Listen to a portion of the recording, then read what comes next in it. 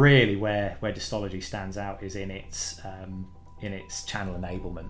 So we're here to teach and support the channel. So what our secret was through the pandemic was, well, firstly we were hiring when other people weren't. People are saying the same things all the time now. Oh my goodness, yeah, that's a tough question. How do you differentiate yourself? One of the things that's really important in our industry and the channel is recognition, and whether you're getting that through the stories, the awards ceremony, or you're getting it through the cloud awards or through CRN, wherever it might be, that is a really important thing. Welcome to the Channel Chat podcast.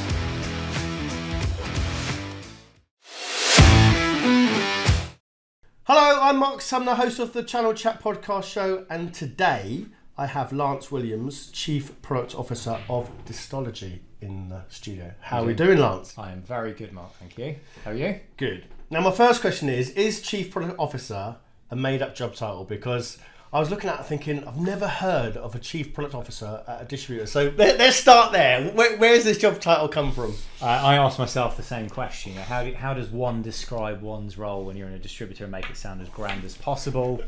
I like CPO titles at vendors and decided to pick that one for myself. It actually goes a little bit further than that. So a trend in private equity is, so Distology was fortunate enough to get a great backing from North Edge earlier this year, and one of the trends in private equity is to make sure that there is someone alongside the CEO that is focused on the product of the company. What does the company do for its customers and its partners? And so actually it doesn't take a great deal of imagination to see where that job title goes. And actually they're asking for it. Is it a CPO? Is it an alliances manager? Is it a director of product? Either way, it's a role that focuses on only the product of the company, what we do for our customers. That's what I do. So let's go back from that. So you were 16 years at Softcat. Why did you go to Distology? Because it's not many people go from reseller to distribution. It's a very unusual move. It's a great question. Softcat gave to me something beyond my wildest dreams as a 21-year-old joining the industry, thinking I don't even know what I want to do in my life, let alone work in IT sales. And here I am 16 years later, finally leaving. And I think it was purely down to an itch that I needed to scratch. I needed to go and do something else. Softcat is a big, amazing place full of very, very talented people. And I just felt a level of unfulfillment, and it wasn't the company's fault.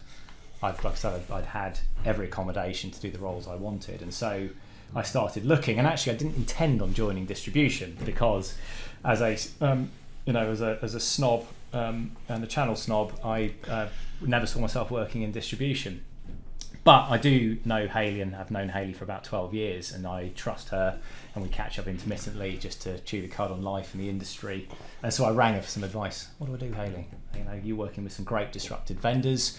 I like the idea of going somewhere small, somewhere I can make a difference. And then we kind of danced around the point a few times, and then realised that we were talking about the same thing, which was that she needed this CPO role, and could I help her with the job description only. It was a very innocent request. And when I got the first draft of it, I said, Hayley, all I can see staring back at me is my career history. So is that something that we should perhaps talk about before we go? I'm so glad you said that, because I was never going to ask you, but while you're mentioning it, go for it. So it was really the opportunity to join Distology. The brilliant Hayley Roberts, I think her reputation precedes her.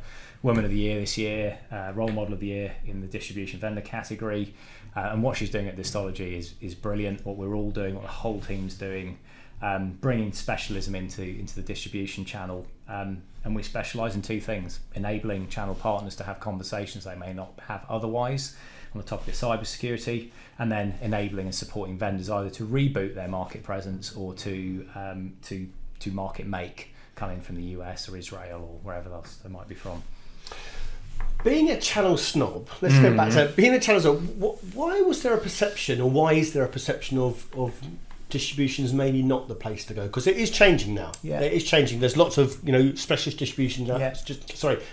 distributors out there that are doing great things and are attracting good talent, but there's still a bit of snobbery and a bit of actually I don't want to work for distribution. So what was it for you about that you wouldn't want to go? Oh my gosh, it's a great question, and I couldn't put my finger on it. Right.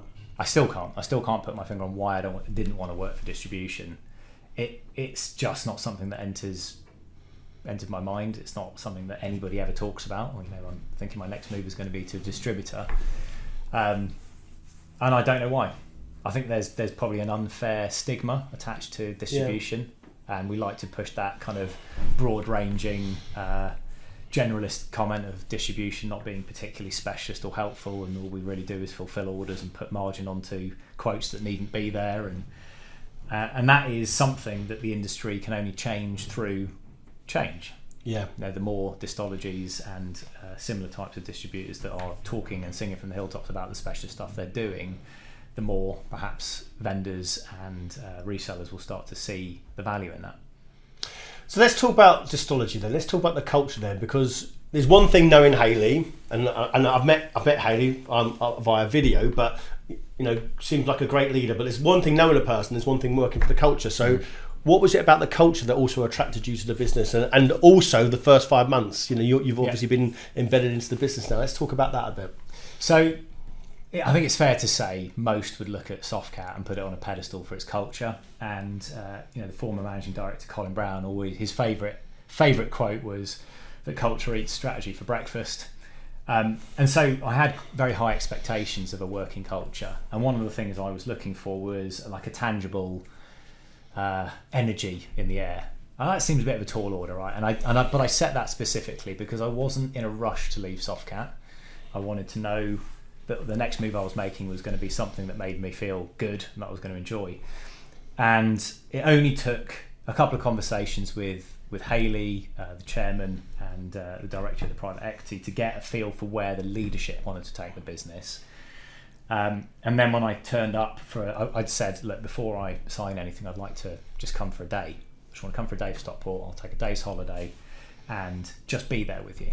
I just want to experience it, chat with a few people, because we've all done this, off the piece of paper, job applications, and then the off the advert type experience of turning up for an interview for an hour, where you sit in a room like this and you have a nice chat, and you go away with a certain expectation. If you go and actually immerse yourself in the culture, I said to Hayley, I don't want any agenda. I just want to turn up and just, if you're happy with me, I just want to walk around, soak it meet up some people. And I did that, and it was instant. The guys and girls at Distology are a really cheerful, engaging bunch, and that culture of people orientation that I've been so used to and accustomed to, grew up with at Softcat, was very, very present in Distology. And so fitting into the culture was a piece of cake, because it was like walking out of Softcat into another identical culture. Really? So was that should be careful, not use the word identical. We're a small business at Distology, and because it's a small business, the community is close knit. Everybody knows everybody. I used to love that about Softcat in the old days. I loved it even when the company was double the size, in the early teenies. And of course, it gets so big, then you don't know people anymore, and etc. etc. So turning up at Distology has been really, really simple, really natural, really easy fit, very open culture, lots of chats and conversations. It's a great example as well of sitting in my first marketing meeting, and the marketing team had spent about 2 weeks planning this event at the local very classy cinema, and we were going to go there. And I, about 7 minutes into the meeting, was sat there thinking, this just isn't right. It's not right for the timing with COVID, and I'm just going to have to go and stick myself out there and tell them that I don't agree, and I'm just going to have to deal with the fallout. I'm the new boy. I'm just going to play the new boy card and say I'm sorry. And I played the card, and Claire and Shani, who are in marketing, marketing director and marketing assistant, just looked at me and went, took a deep breath, sat back in the chair, and I was thought, God, I'm going to let it rip any second now. They went, okay, that's a good point. Let's work on an alternative idea then. And we just went with it. We spent the rest of the meeting talking about so not only have we got this wonderful culture of openness and friendly people, but I'm now sat in a meeting peeing on someone's chips that they've spent preparing for me to walk into this room, and then suddenly, there's innovation is one of our values, and to see it in live motion, this ability to just go, okay, we're going to be agile and we're going to just work with a new idea. That's fine, go for it. I started to realise that this company wasn't just words on a page. The values weren't just that. They were actually living and breathing it. So it's great. So it's a really easy place to go. Because that is very difficult to find out before you join there, that they aren't just words on the page. Everyone has values and culture, etc. But until you're actually in the company, you don't really know, do you? Yeah, you can work with people, etc. But you don't really know, because the culture is the people. Especially as everybody says the same sort of thing now, right? Everyone's saying, "Oh, we've got a great culture of ping pong tables, dartboards." We've got snooker table, we've got ping pong table, but it's not really the heartbeat of a company and the culture. So I think it's very interesting. Was the size of the business an attraction? Because you mentioned earlier, you said actually you loved Softcat in the early days and they were growing, then you don't know everyone. Was the smaller the business, because I think you're about 37, 40 staff now. That's right. Was that one of the attractions? You'd actually know everyone and you could actually impact it? It was that, and the steep growth. Now I joined Softcat when we just hit the 40 odd million in my first year. It was the year before I joined. They just hit that, and of course leave Softcat where the previous financial year was 1.5 billion, having arrived at half of 100 million. So I saw an opportunity with Distology, the growth that is planned with the private equity backing to help the acceleration, expansion into international markets, etc. It was something I haven't done, Mark. So I think everybody looks for that. What have I done so far with my career? What are the next parts of that? And then coming into a company as an executive leader, part of the board. I think every professional's moment, isn't it? You're either a company owner or you're a company director, and then you get to be part of that success, but equally you're then accountable for its success at the same time, right? Or failure. Hopefully it's success. Well, there will be failures, but failures are okay as long as they're not monumental, right?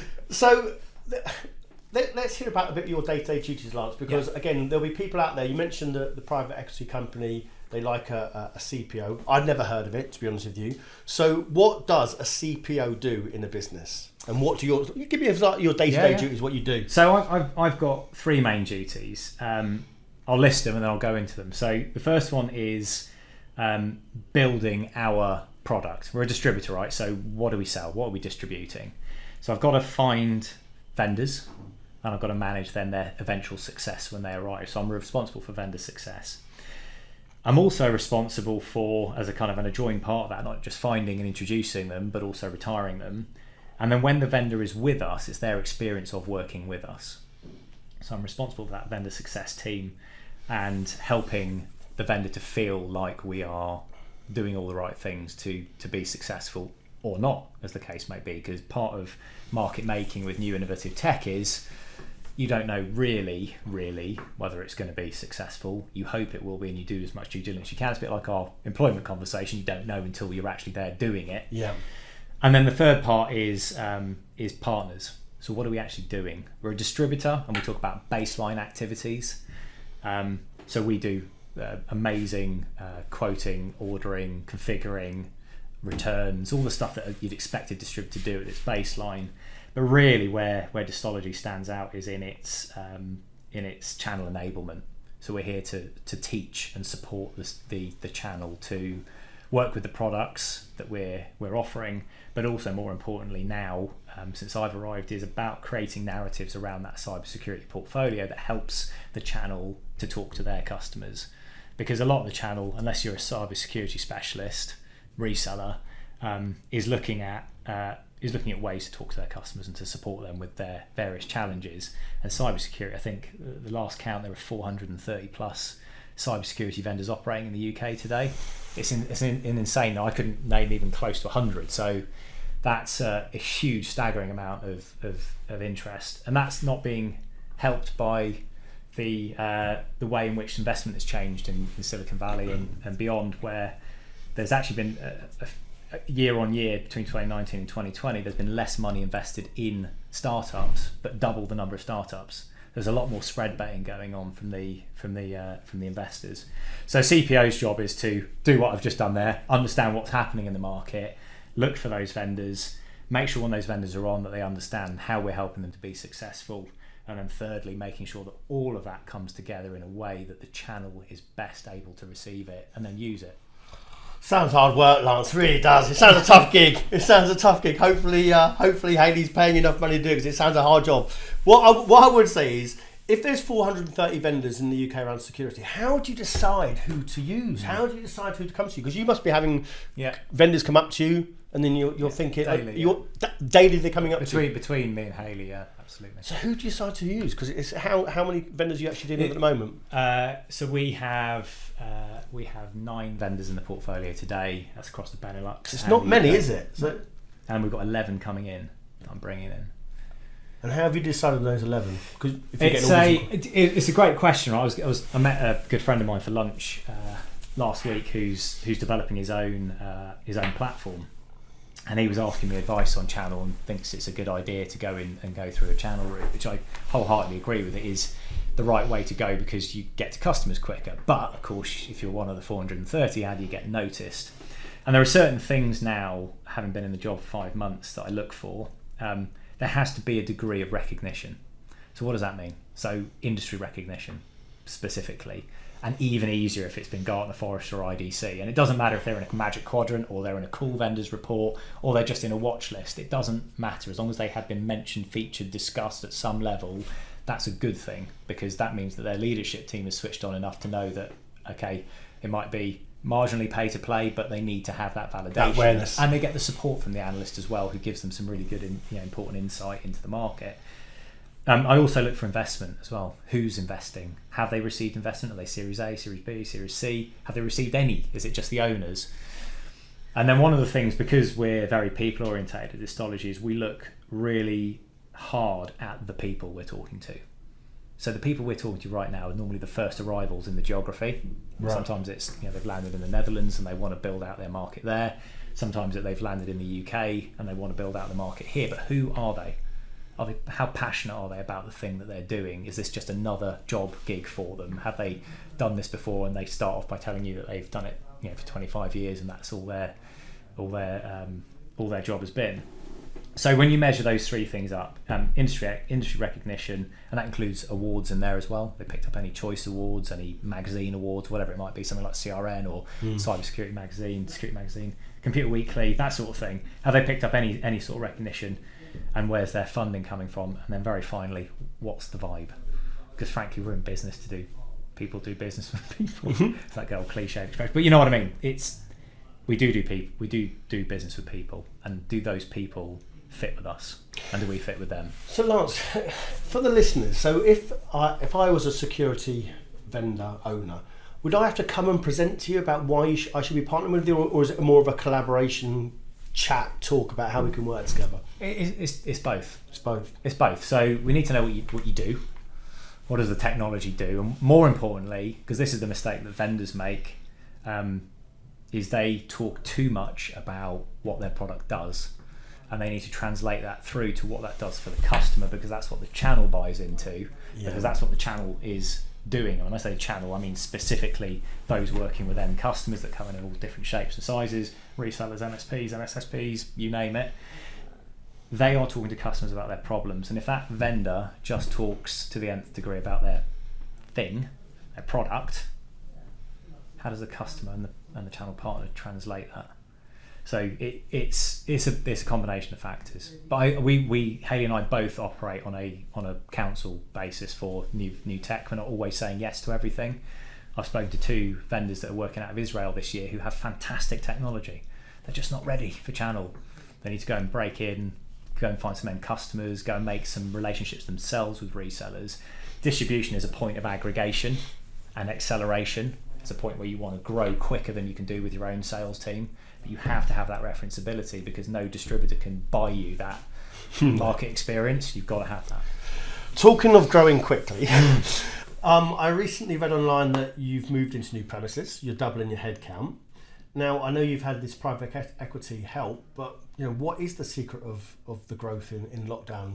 You mentioned already, I'm thinking you've got 9 vendors, and then you're talking about another 11. It's just like, it sounds nuts to me, doubling your vendor portfolio and lots of growth. So and the sales team will grow with that, right? Because one of the things we are aggressively defending is our specialism. So one thing we've been advised by all our vendors to avoid is dilution, where we take someone who's been a specialist in a product, we give them 5 products, because then we become every other distributor who's got a catalogue of things to sell, bag of bits, and not a whole lot of else. So what our secret was through the pandemic was, well, firstly, we were hiring when other people weren't, so that was important. And of course, it's the IT industry which pays well for the average person. And as Hayley has spoken about on this podcast previously, back actually almost a year ago today, we target people that aren't necessarily out of the industry. In fact, we don't. If we get someone from the industry, happy days, and they fit the culture and they've got the right momentum, and we've got a couple of people in the sales team now that have done that. Obviously, myself included. I've been channel for my whole career, but actually, we also look for people outside of the channel. So that's the secret in the pandemic, and then after it's just opportunity. So how effective has that been, and how does it work in practice? And what I mean by that is, everyone wants someone to come in from the industry, do what they say on the tin and get on with it. But you're championing people from outside the industry to come in as well. So there must be a time to ramp and lots of training. So how does that go about actually with your growth plans? Because you're growing fast, but you're also having to invest in people that don't, quite frankly, know what they're doing. So how's that working? How do we do that? Yeah. So we've developed an onboarding program that teaches them in their first 2 weeks how the industry ticks. So one of the things we overlooked in the early days was people making an assumption people know what channel is. In fact, of course, there's a hilarious interview of someone trying to. It was the compare at the Women in Channel Awards who said, what is channel? It's a crazy word. It doesn't mean anything. So we teach people what the channel mean. We teach people how the IT industry is made up, which then gives them the context of where cybersecurity fits across it. And then depending on which specialisation area they're going into, so workspace, multi-cloud or security operations, we then teach them about their area of specialisation. And if they're only dealing with one product, as our business development execs will be doing, so that the people that are coming in fresh into the industry, they'll be given one product, but they'll understand where their product lives in the context of the specialisation, in the context of cybersecurity, in the market, in the channel. And then that gives them what they need. And then they just drive at it every day, learning their product more and more. So there is a bit of an on-ramp, but I wouldn't say it's more than you changing industries. You know how to recruit, you've just got to learn the new subject matter. I think as long as you've got a mind for it. What advice would you give to companies that are maybe sort of reluctant to do that? Because what I'm finding at the moment is everyone wants people from the industry. There's more jobs being created than people coming into the industry. Makes sense. But there's also a reluctance when people come on, because most companies, especially the smaller ones, the onboarding is terrible, training is terrible, so they just don't want to do it. They want someone to sort of come in. So what advice would you give to organisations that maybe haven't got it locked down but are reluctant to take people from outside the industry? Supply and demand drives behaviour. So we know if there's not enough supply, then prices go up, and also you start cutting corners. And if prices rise and you're willing to compromise on your candidates, then you could end up with the wrong person anyway. Just because they've had experience somewhere else doesn't mean they're going to be successful with you. So what we look for is attitude and aptitude at Distology. We want to know that the person has got drive to better themselves on a personal and professional level, and we work hard to make sure that once they arrive with us, they are being supported from a coaching and training perspective, but then they're also given realistic targets and goals to drive at. So advice to someone who perhaps isn't thinking inside or isn't thinking outside the industry is, why not? If you don't have an apprenticeship program, you don't have a graduate program, then you're probably paying over the odds for people that could be bright young things that want to come in.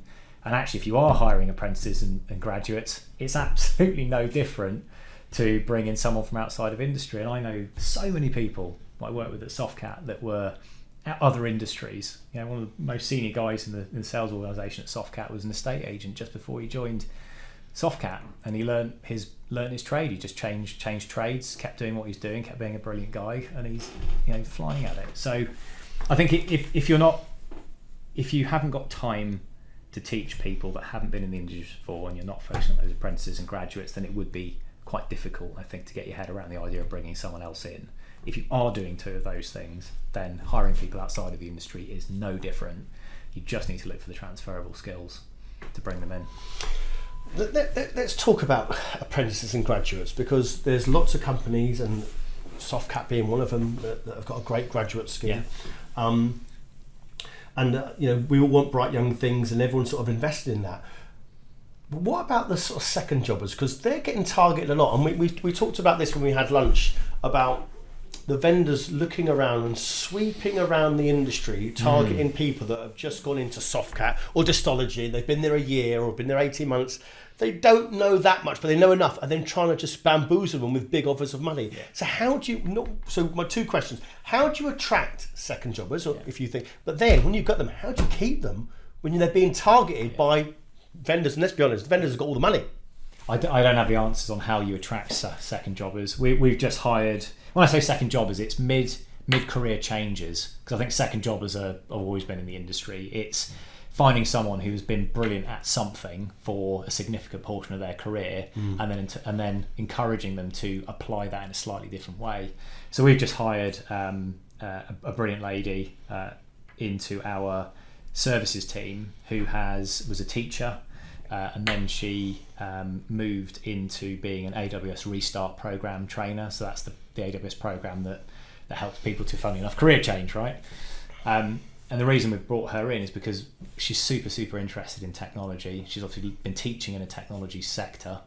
And actually, as I said to you at the beginning, one of Distology's main products is channel enablement. So hiring someone in that knows how to teach, has been teaching people to change careers, and actually giving her an opportunity to move into cybersecurity it's a win-win for us and her.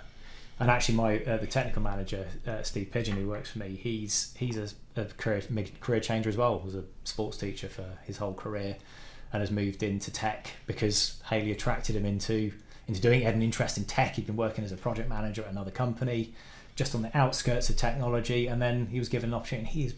He's been brilliant. Not so brilliant I want anyone targeting him, though. Yeah, because it's funny you mentioned that, because again, you sort of briefly mentioned it, but I see a lot of companies putting up notices saying salesperson of the month is Joe Blogs, blah blah, and the next minute they're getting 15 messages from recruiters saying come and work for someone else. So how do you defend against that? How are you retaining people?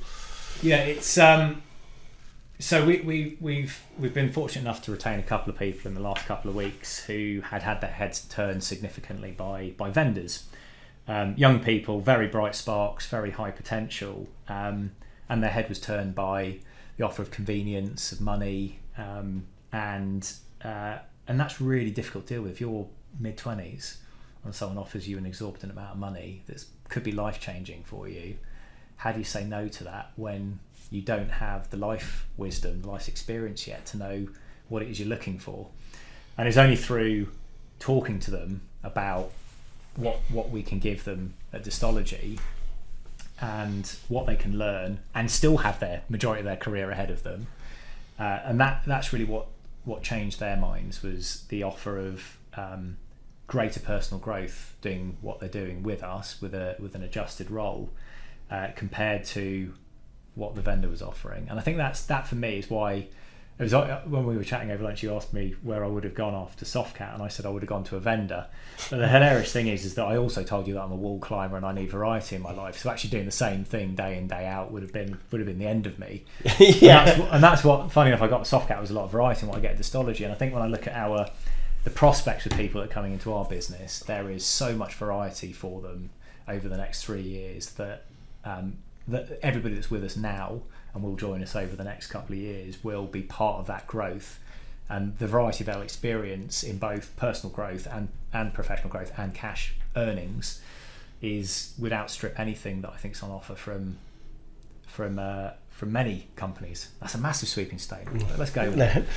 But retention's quite difficult for companies, because we've had the sort of the waves of trying to keep people. First of all, it was 10-15 years ago you could earn X amount of money.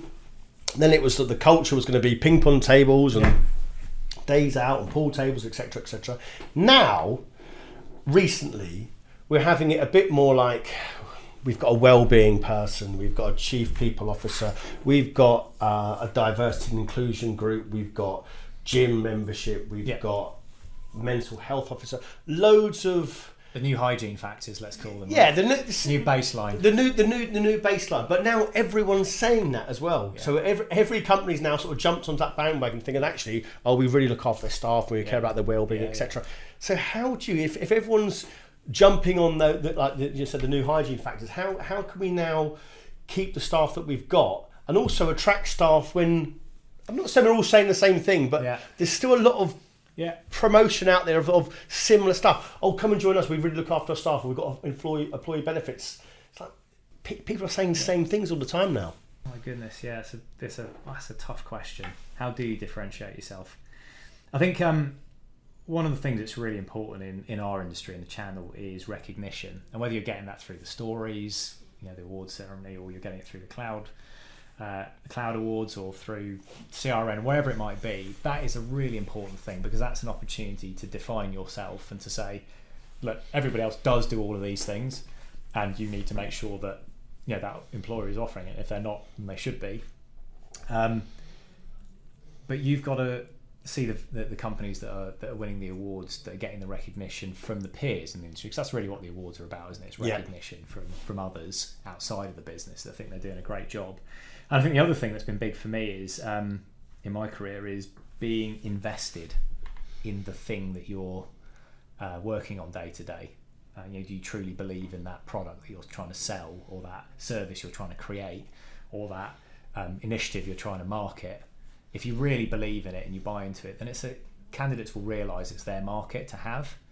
And when we talk about it was the great interview you did with the PAX 8 pair, Robert and Philip, about talent, and how the talent is you've got to recognise they are talent. And that's what I've said to each one of the three people that I've spoken to in the last few months who've thought they wanted to leave Distology, is you've got to realise you're the talent. Like, if you don't feel like you are that, then we're failing as an employer, and we need to make sure that is turned on its head. And I think that's what every employer needs to do, is they need to really look at themselves in the mirror and look at their employees and say, does everybody here feel valued?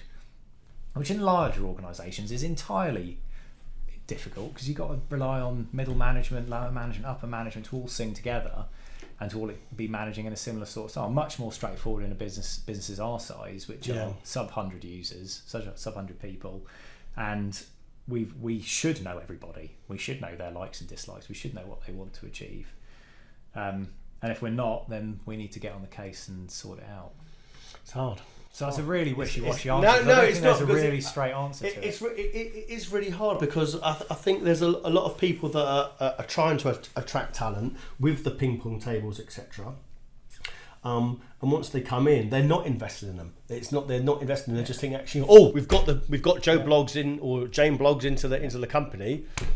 Right, there's the ping pong table, but just get on with the job, and they're left to their own devices. Whereas unless it's continuing investment, they are gonna be susceptible, especially if they then get recognised. So, we've just, even I'm seeing it, Lance. People are getting, good news. We've just signed Lance Williams from Softcat, and he's just joined, and then suddenly that person's targeted just because he's actually moved, because people feel they're susceptible in the first 3 months. Yeah.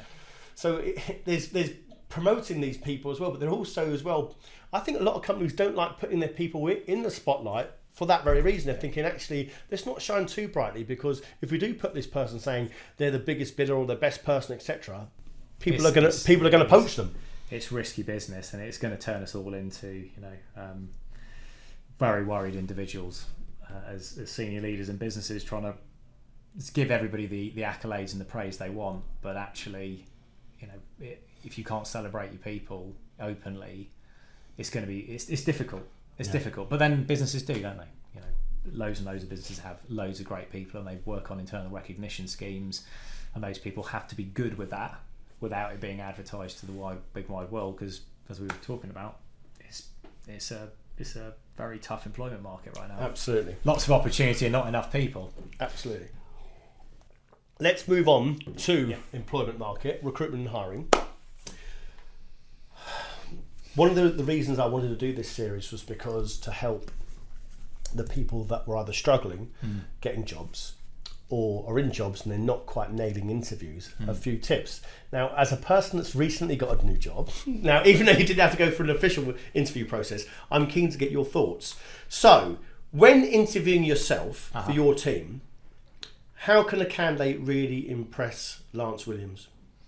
I'm going to go to two very specific examples. Two ladies that worked for me at Softcat who blew me away. They're the two standout interviews I'll remember my whole career. And both of them, one was a lady called Diane, another lady was called Beth. And what they both did was demonstrate to me that before walking into that room, they had not just researched the job, but they'd researched the company and they'd gone out of their way to speak to other people through LinkedIn. Oh, hi, by the way, I'm coming for an interview. Would you mind helping me with? And really understand the role. So when they stood there, I didn't feel like I was interviewing a candidate. I felt like I was talking to a consultant who was telling me how they were going to get most out of this money that I was going to invest in this role. And both of those people were like, they walked out of the interview, I thought I could just offer them the job on the spot. I've got 3 other candidates to talk to, so I've got to talk to them and give them a fair shout. But that's the standout thing, is being able to demonstrate that you've got a level of investment. And I think that is the big difference. I talk about that a lot. My team are bored of me saying it, the difference between interest and investment. Interest is superficial. I'm interested in getting an electric car, so I'm going to do a bit of research. Investment is that I've booked Pod Point, they're going to come and put the thing on my wall.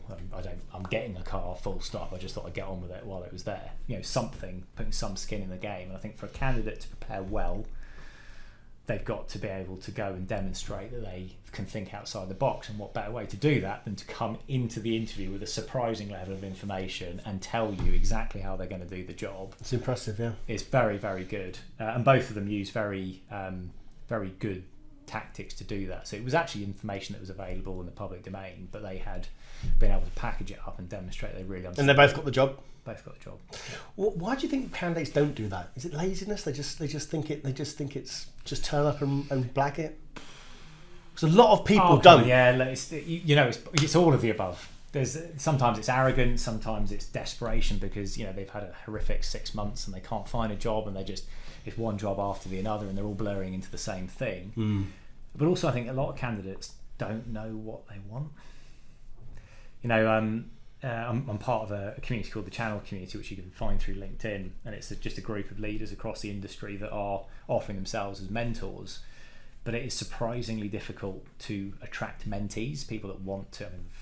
Word doesn't help. Mentor mentee sounds it's an awful mental word. mentee. No one has come up with a better expression.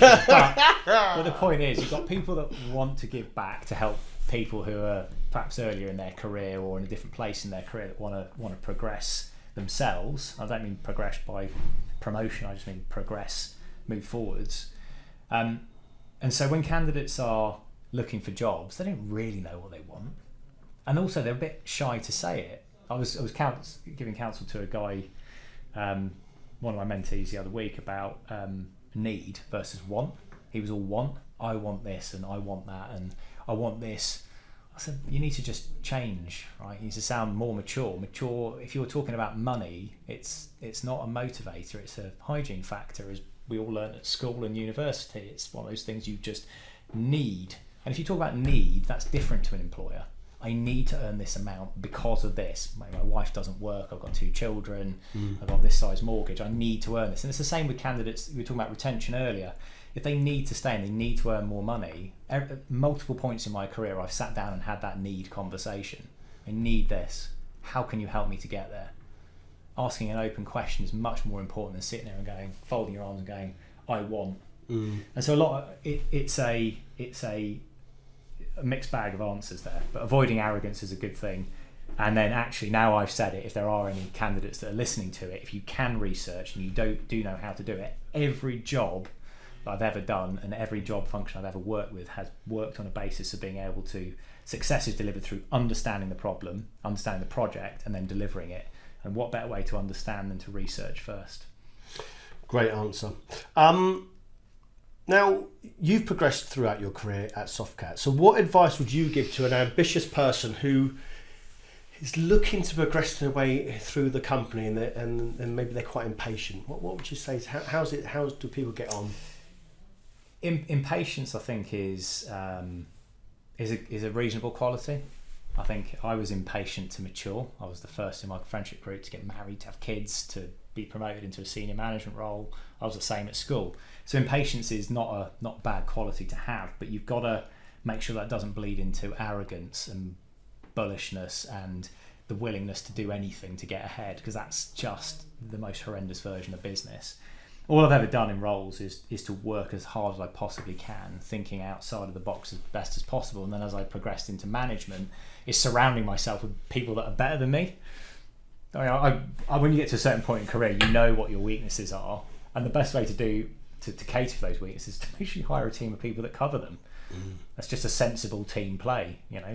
Man United go and get Cristiano Ronaldo. They've already got Cavani, but let's get Ronaldo in anyway because he's bloody brilliant and scores loads of goals. Yeah, he adds to the team. Although actually Man United's a bad example after the horrendous display yesterday against Liverpool. But anyway, so how the advice to candidates that want to get ahead is just focus on making sure that you are taking your life needs. Where do you want to get to? Is it your house that you want to upgrade? Is it because you want to have kids? Is it because you want to stop working yourself by a certain age? What's your pension goal? All of those things that feel miles off when you're in your 20s and 30s, but actually come racing up on you as you hit your 40s and beyond. Just plan that need, and then think about the job you're doing and do it the best of your ability. Don't blame anyone around you. I've achieved nothing in my career by being arrogant or by throwing anybody under the bus on the way. It's all been through steady progression to a point where, as we talked about earlier, I progressed to a point where I didn't have anywhere else to go at Softcat, so I moved on to somewhere else where I could do that, and that's the right time. And we talked about people leaving. Sometimes it is the right time to go, and I had multiple conversations with the leadership team at Softcat, with not their blessings to go, but their biddings of goodwill and hope for me. What about advice for the people, for whatever reason? I don't like the name, but it is the name everyone uses. The job hoppers of the industry, because there's only so many times you can make a move, you can make a mistake, and not get penalised for it. So, what advice would you give to someone that's maybe hopped around maybe 6 months a year, or they've done it 3, 4, maybe even 5 times, and then they're trying to get back on the ladder? What advice would you give to those sort of people that need to get jobs now? Crikey, that is a question, isn't it? Well, I've never met anyone that's moved that many times, but let's just say 3 times in a year. I do know one person that moved twice very quickly. First time was a company that just didn't work for either of them. Second one was just an awful company, and they had to leave because they were just utterly depressed working there. And then the third time they landed and they're still there 8 years later. So when you make hops like that, I think if you've got sound reasoning behind it, then I think that is important, is being very real with the employers that you're with. If you've done it 4 or 5 times and it's been the same job each time, different employers, then you've got to ask yourself the question, is it just the wrong job? Yeah. Are you trying to make yourself a salesperson when you're not? Are you trying to make yourself go in marketing when actually it's just not really your thing? It's just what you trained in. We talked about mid-career changes. There now is probably the best time in the technology channel in the UK to be doing mid-job changes. So do feel like if you find something that you love, go and do that. But you've got to be ready to explain why the things have happened the way they have, because you're a recruiter, you're also an employer. I'm an employer. That was someone that's been in 5 jobs. Are they even going to get in the door? Yeah. Unless they know someone. Because difficult. Network recruitment is always the best, because you can talk to that person. They know that individual. They might be able to explain the context. We might be in a really dire time in their life through mental health, whatever it might be.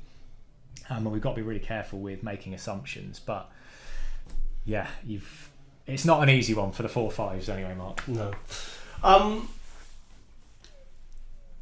You've mentioned mental health there, and we did talk about it over lunch, but I am going to just raise one question with you. What's your view on mental health at the moment? Because I mentioned to you that there was a company that I've recruited for that's got a team of 10 or 12. 4 or 5 of them are off with stress. mental health related. It could be anxiety, it could be depression, it could be whatever. Yeah. And she was saying to me that that's putting a real stress on the remaining team, but really they can't do anything about it. And I was actually sort of thinking, it's very publicised now over the last 18 months about mental health, but has it gone? And I mentioned it to her. I don't know. I'm asking this question. I don't even know the answer myself. Is it going to be where,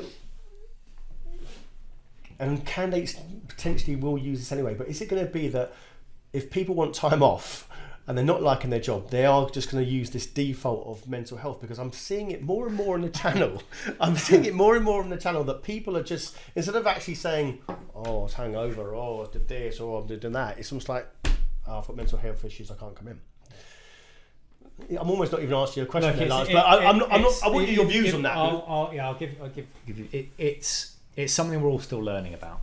We're going through an important phase of development in the employment industry, employment market, full stop. We need to understand better as business leaders and team members how to deal with something we can't see. It's something someone else feels, which is, it's invisible. I talked about my early career working with glass, very similar, right? You can see straight through it, everything looks great on the surface. And you could take the cynical view, and that cynical view would be well applied to certain individuals who will take liberties on any possible opportunity to get out of things. And that is that they are just using mental health as an excuse. But actually, I think the vast majority of people I've worked with in my career aren't that kind of devious. And sure, maybe right now, while we're still learning and getting our heads around as employers about, ring up on a Monday and, I'm feeling anxious, but actually it's just because I spent too long in the pub last night, but I'm going to use that because I can use that line because my employer can't say anything about it. I think there will be a development in the employment industry that gives us this opportunity to understand when someone's crying wolf, when they're not. But right now it's bloody impossible. And I would err on the side of caution, because I think with anybody I'd rather take the most positive view of their situation, having been somebody who's been signed off with anxiety in recent years. 3 years ago, I know what it feels like, and you feel an utter failure in yourself because nothing like that's ever happened before, and then the wheels come off and all you can do is just stop. And you think, oh no, work's a distraction, that's what I need that. And actually it's not, it's that you need to stop. And that, I think, is where it's easier to manage, easier to understand, is where you see someone who usually exhibits this, and that's their normalised behaviour, and then suddenly they become this different type, they become type B Lance. Yeah. And he's angry all the time, and he's turning up to work late and meetings on time, and what's going on there. Much more difficult when you're talking new employment, maybe graduate, apprentices, where you are cynical. You're not cynical, you're just experienced, and you know that young people struggle, and a big part of first jobs and graduate schemes is to teach them about the world of work. And that might mean that you're supportive and understanding for as many times as you can until you start to see a pattern or whatever. But yeah, I would, my overriding sense is just take the most positive view, assume that they do have it, they are suffering with mental health illness, and they do need support with it until you get that gut feel. And then that's when I think we need support as employers from, I don't know where it comes from, somewhere that helps us to just support everyone as duly. On a more lighter note then. Yes. Let's go on a more lighter note. In your interview, what is the funniest thing that's happened to you as a candidate or a hiring manager during an interview? In fact, for you, Lance, I want to both. If you've got one, okay. As an interview, or you've done it, or you've seen as an interview, or you've done as a candidate. I've seen you ask this question and heard you ask this a number of times. I haven't got a funny situation myself as in an interview I've been in, but I believe every time you sit in front of a customer, you're in an interview, right? Because you're trying to get them to buy from you and buy your solution. So I'll give you a hilarious moment which involved a stapler and a large tear in my trousers. So I've arrived early at Green Park, which was the old Symantec office, and I've arrived early to prep. We've got a massive customer coming in, and I'm leading the process. And while I was getting ready, I bent down to plug my laptop in and just felt, that kind of gut dropping snag, and you're like, oh, that wasn't. And I reached behind and realised my trousers had torn from the middle of the arse to the middle of the leg. What? And it was gaping like a flap. No. With my full leg on show. So I kind of sat down and slipped my rain mat back on and kind of hobbled out to reception and asked for a stapler.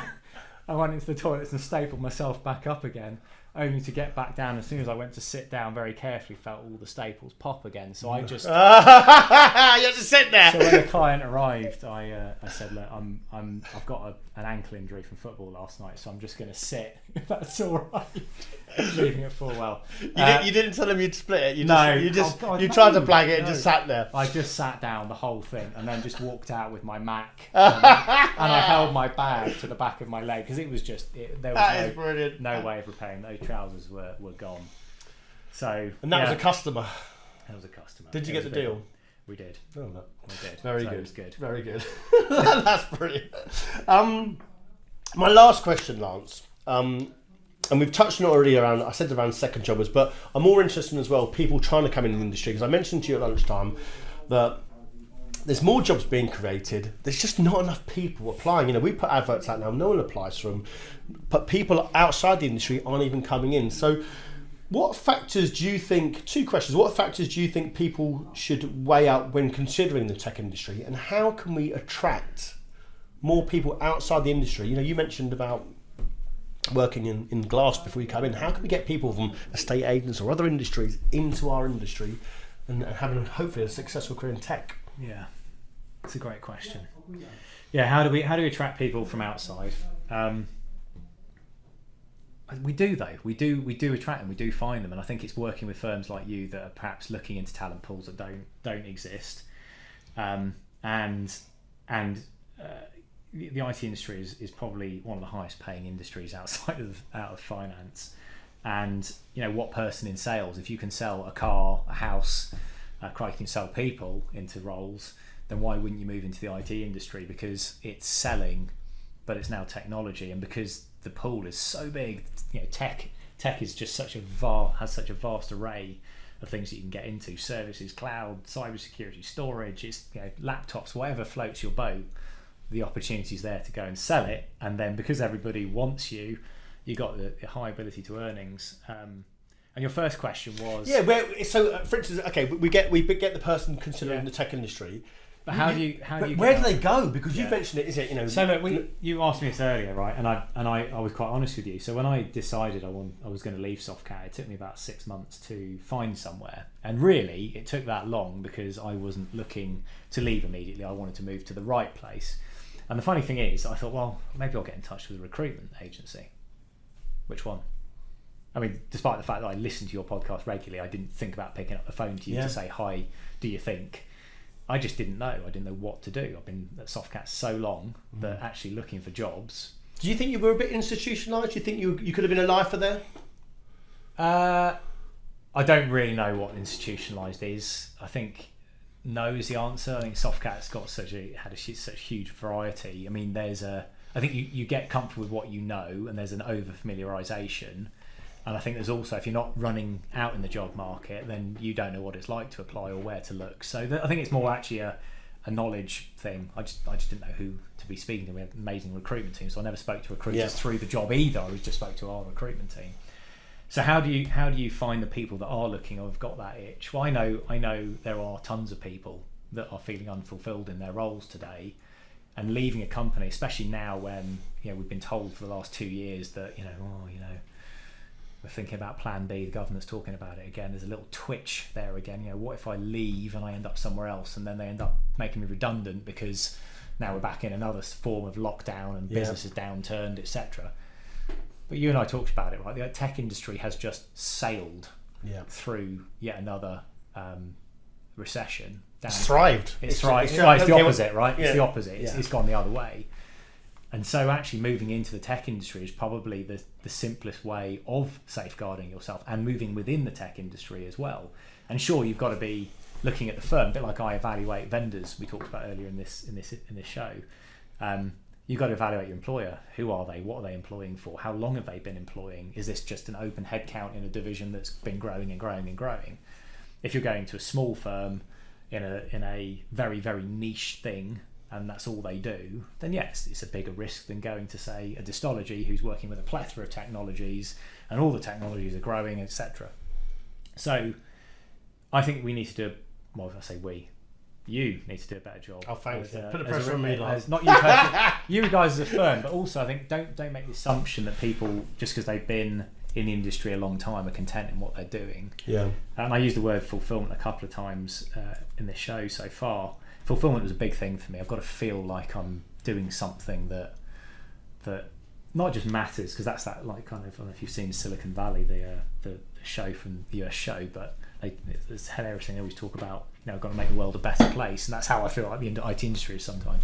But we as individuals need to feel fulfilled in what we're doing, because this is 40 hours a week of our life plus, right? And that's a lot of our week to be investing in something. So we've got to feel fulfilled in the job that we're doing.